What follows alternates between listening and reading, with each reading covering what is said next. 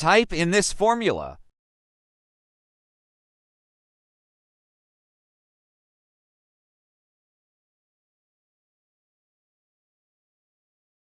Select the numbers. Choose More Number Formats.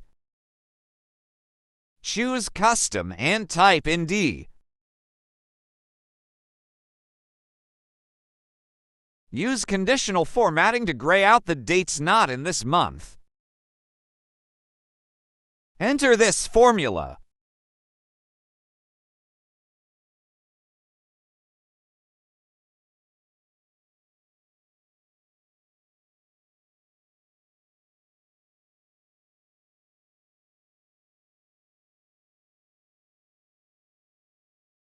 Change the font color to light gray.